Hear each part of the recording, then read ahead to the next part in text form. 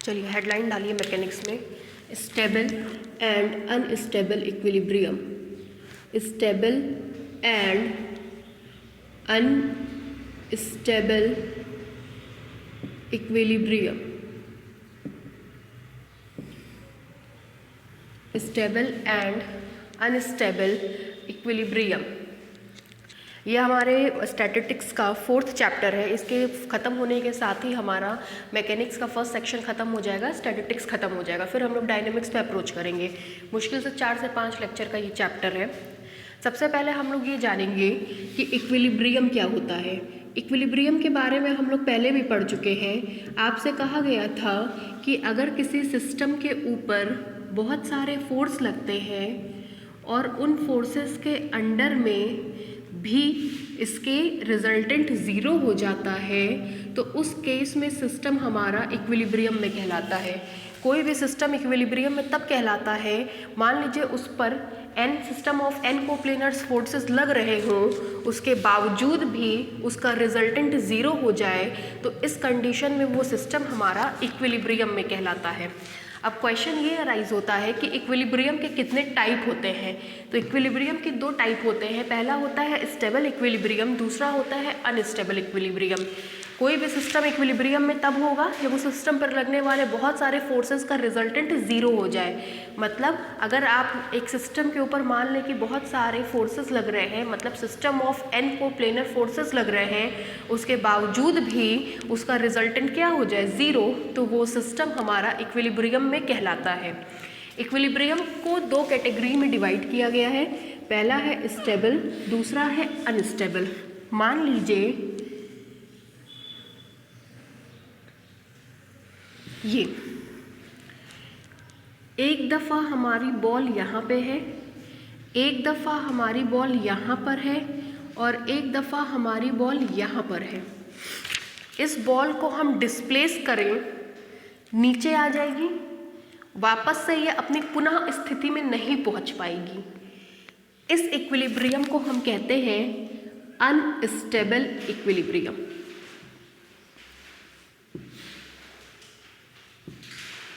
अब इसको देखिए, इसको डिस्प्लेस करें, ये यहाँ तक आएगी, वापस से ये पुनः अपनी स्थिति में आ जाएगी। इसको बोलते हैं स्टेबल इक्विलिब्रियम।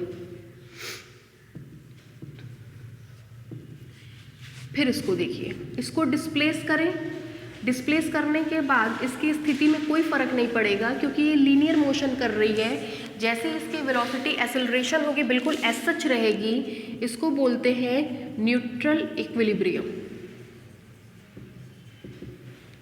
क्या कहा गया, सिस्टम को जरा सा डिस्प्लेस किए, वापस अपनी स्थिति में नहीं पहुंच पाया, अनस्टेबल इक्विलिब्रियम।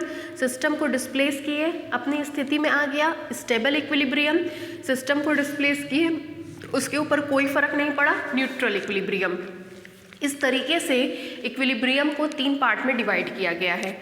सबसे पहले इक्विलिब्रियम की बात करेंगे। किसी भी सिस्टम पे n कोप्लेनर फोर्सेस लगने के बावजूद भी अगर उसका रिजल्टेंट ज़ीरो आ रहा हो तो ऐसे को हम लोग बोलते हैं इक्विलिब्रियम की कंडीशन। स्टेबल इक्विलिब्रियम का मतलब सिस्टम को उसकी पोजीशन से डिस्प्लेस किए, वापस अपनी पोजीशन पे आ गई, that is stable equilibrium. System को अपनी पोजीशन से डिस्प्लेस किए, वापस अपनी पोजीशन पे नहीं आ पाई, अनस्टेबल इक्विलिब्रियम। सिस्टम को अपनी पोजीशन से डिस्प्लेस करने के बाद भी उसके में कोई परिवर्तन नहीं हुआ, उसको बोलते हैं न्यूट्रल इक्विलिब्रियम। सबसे पहले इक्विलिब्रियम बताया गया, फिर उसके टाइप्स में 3 टाइप्स बताए गए, स्टेबल, अनस्टेबल और न्यूट्रल। स्टेबल में कहा गया अपनी पोजीशन से डिस्प्लेस करिए, वापस अपनी पोजीशन पे आ जाए, जैसे ये अपनी पोजीशन से डिस्प्लेस करिए, अपनी पोजीशन पे ना आ पाए, दैट इज़ ये। अपनी पोजीशन से डिस्प्लेस करिए, उसके ऊपर कोई फर्क ना पड़े, दैट इज़ ये। इन तीनों को क्रमशः स्टेबल, अनस्टेबल और न्यूट्रल इक्विलिब्रियम की कैटेगरी में रखा गया है। लिखिए,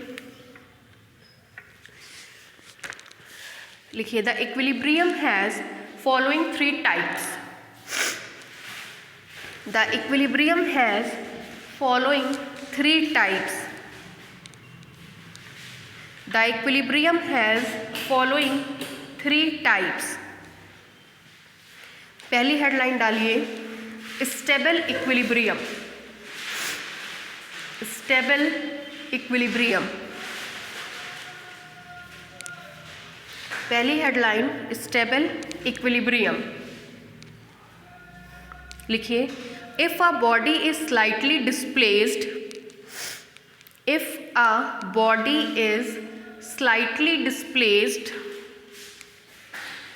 from its position of equilibrium, if the body is slightly displaced from its position of equilibrium,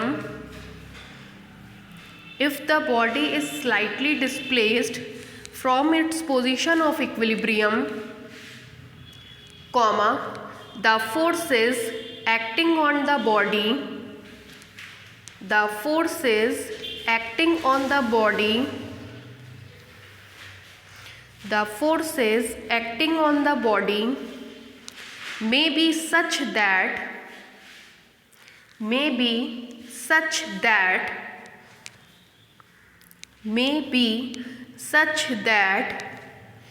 they bring the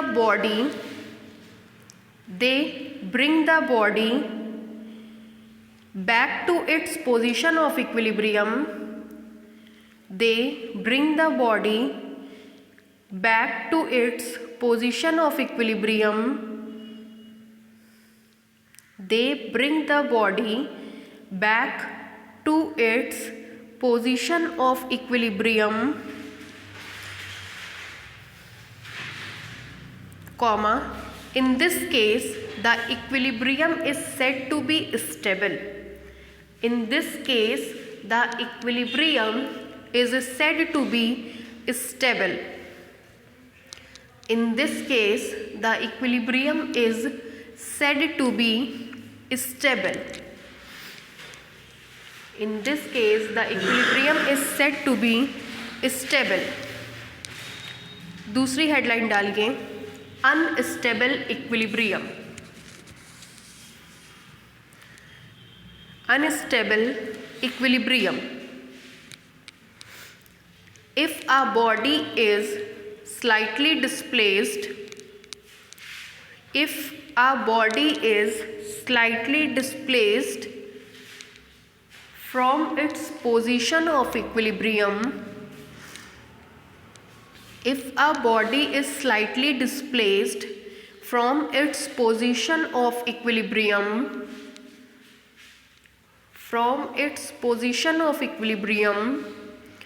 comma, the forces acting on the body, the forces acting on the body,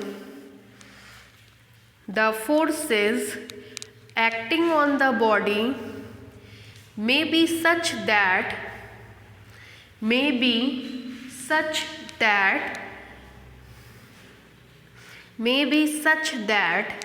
they never bring the body back, they never bring the body back to its original position of equilibrium. They may never bring the body back to its position of equilibrium,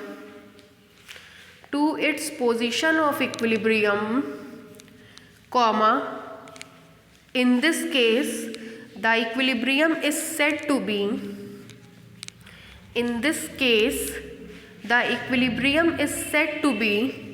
unstable. In this case the equilibrium is said to be unstable. In this case the equilibrium is said to be unstable. Next लिखिए neutral equilibrium. Neutral equilibrium, next headline neutral equilibrium लिखिए। A body is said to B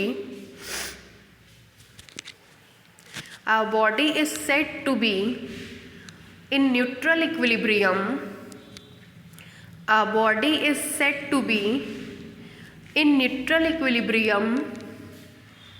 A body is said to be in neutral equilibrium if the forces acting on it, if the forces acting on it, if the forces acting on it, comma, in its displaced position,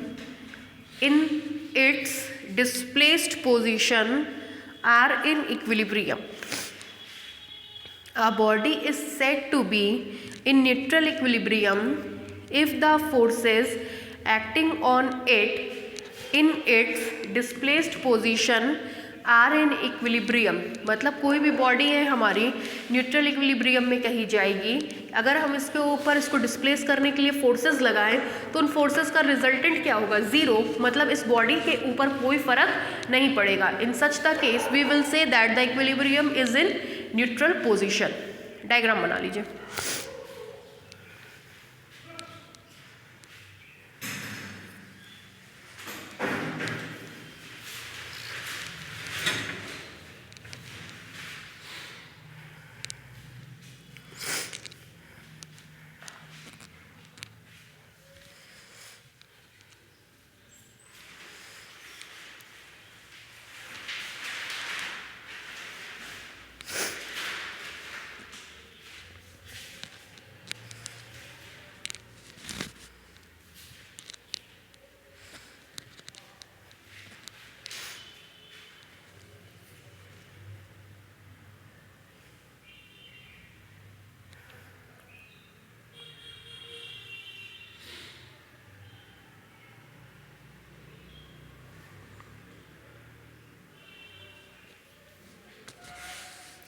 next headline डालिए, body with 1 degree of freedom.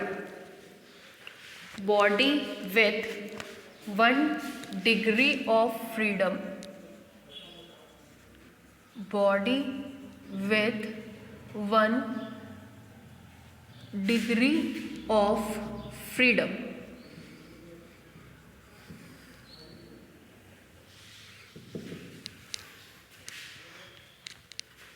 सबसे पहले question ये arise होता है कि degree of freedom क्या होता है? What we mean by degree of freedom? ये आप लोग ने पहले फिजिक्स में भी पढ़ा है। कहते हैं कि किसी भी बॉडी के मोशन को पूरी तरह से डिफाइन करने के लिए, कंप्लीटली डिफाइन करने के लिए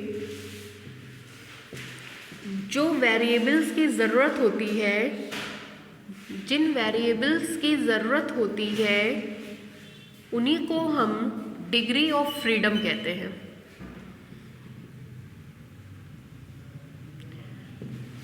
मतलब किसी भी बॉडी के मोशन को कंप्लीटली डिफाइन करने के लिए जिन वेरिएबल्स की ज़रूरत होती है उसको हम लोग डिग्री ऑफ फ्रीडम कहते हैं। That is the degree of freedom are the number of independent variables which completely define the motion of a body or system. Degree of freedom is the number of independent variables which completely define the motion of a given body or system.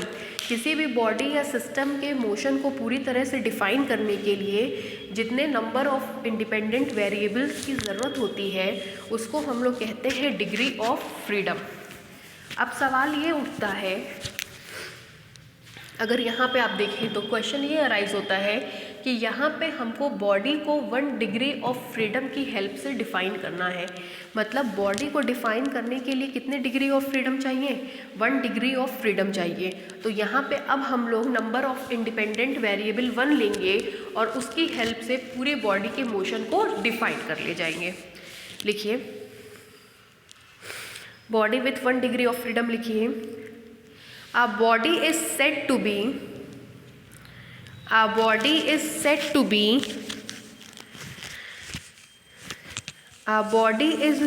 be 1 degree of freedom. A body is said to be 1 degree of freedom. A body is said to be 1 degree of freedom, comma, if a body is so constrained if a body is so constrained, if a body is so constrained that only one geometrical quantity, that only one geometrical quantity is required, that only one geometrical quantity is required to define its motion, to define its motion. A body is said to be 1 degree of freedom if a body is so constrained that only one geometrical quantity is required to define its motion, to define its motion, to define its motion. हो गया? मतलब जितने भी number of independent variables होते हैं जो किसी भी बॉडी के मोशन को पूरी तरह से डिफाइन करने के लिए यूज़ होते हैं, उनको हम लोग क्या कहते हैं? Degree of freedom. नेक्स्ट लिखिए, condition of stability, condition of stability, condition of stability of a body, condition of stability of a body with 1 degree of freedom, condition of stability of a body with 1 degree of freedom, condition of stability of a body with 1 degree of freedom, condition of stability of a body with 1 degree of freedom। अब हम लोग क्या करेंगे, कोई ऐसी body है जिसको 1 variable के रूप में डिफाइन किया जा सकता है, मतलब उस बॉडी या सिस्टम का डिग्री ऑफ फ्रीडम 1 है, उसकी हम लोग स्टेबिलिटी के कंडीशन को फाइंड आउट करेंगे, उसका एक्सप्रेशन डिराइव करेंगे। देखिए इस तरह के एक्सप्रेशंस एग्जाम में आते हैं, ठीक है, तो उस पर इम्पॉर्टेंट मार्क कर लीजिएगा, ये एग्जामिनेशन में कई बार पूछा गया है। ठीक है, लिखिए, let us consider a body, let us consider a body is in 1 degree of freedom, let us consider a body is in 1 degree of freedom such that the only one quantity theta, such that the only one quantity theta is required to represent the work on a body, such that the only one quantity theta is required to represent the work on the body। नीचे से लिखिए, that is, मान लिया कि body के द्वारा या body पर किया गया वर्क डन W एक क्वांटिटी थीटा से रिप्रेजेंट किया जाता है, मतलब W is equal to F theta, equation number 1, that is W is equal to F theta, equation number 1, that is W is equal to F theta, equation number 1। आपको पता है अगर work done की बात करते हैं तो W is equal to F into D, force चाहिए और डिस्प्लेसमेंट चाहिए। अब हम इसके बारे में जिक्र करेंगे। नीचे से लिखिए, इफ अ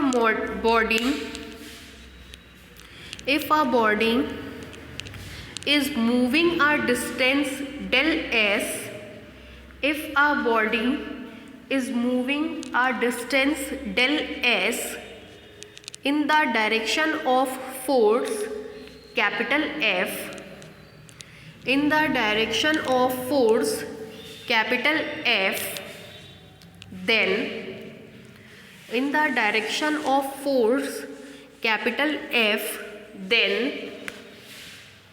वर्क की परिभाषा होती है F इंटू डी। डिस्प्लेसमेंट है डेल एस, चूँकि डिस्प्लेसमेंट बहुत छोटा है तो इसके द्वारा किया गया वर्क डन भी बहुत छोटा होगा, मतलब del W is equal to F into del S. लिखिए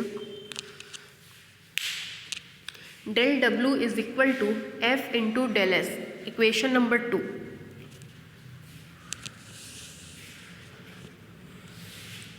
अब क्या करिए, इक्वेशन नंबर 1 को डिफ्रेंशिएट करिए। लिखिए differentiating equation 1 with respect to theta comma we get. जैसे इक्वेशन नंबर 1 को डिफ्रेंशिएट करेंगे मिलेगा del W is equal to F dash theta into del theta, equation number 3।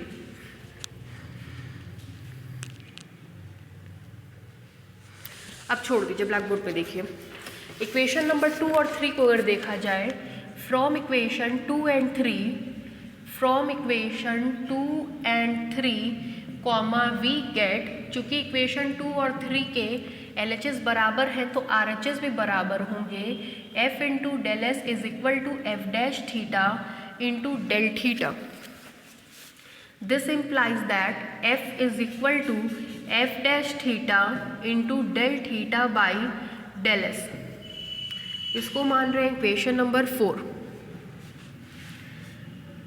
If the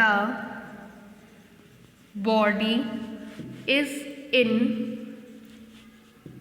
equilibrium, then अगर body equilibrium में होती है तो उस पर लगने वाला फोर्स F0 होता है। This implies that F dash theta into del theta by del S is equal to 0।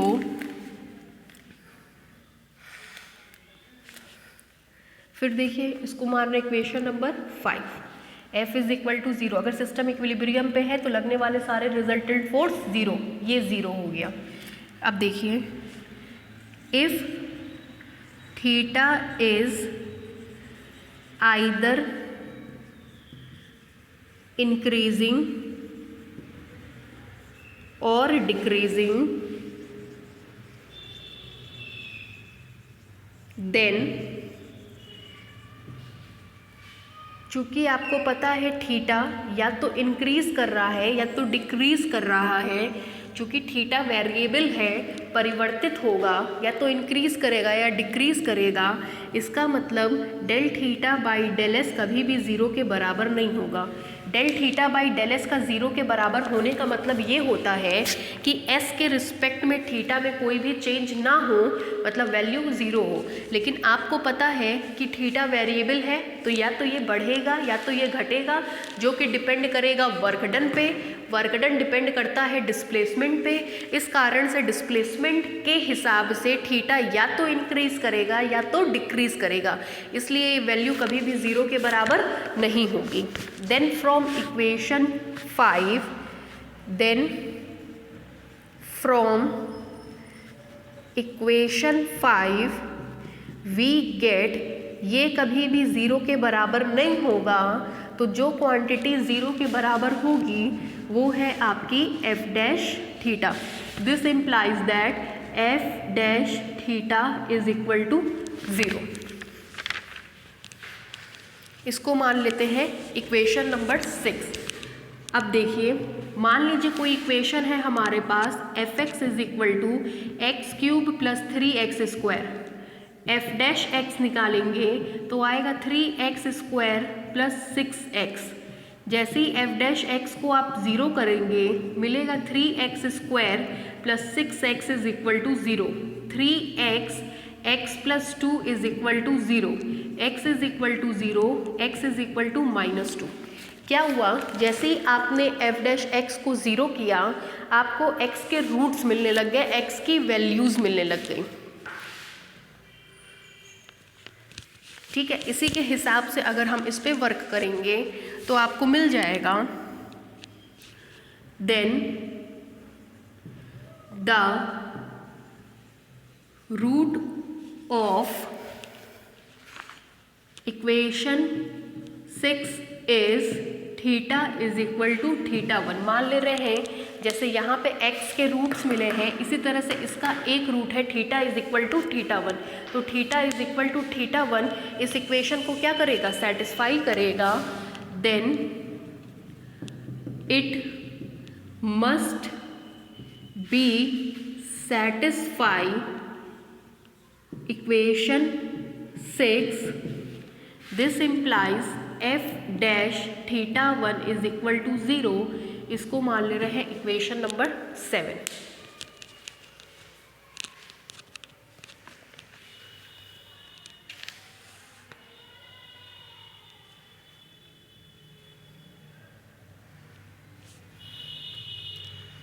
उतारिए पूरा।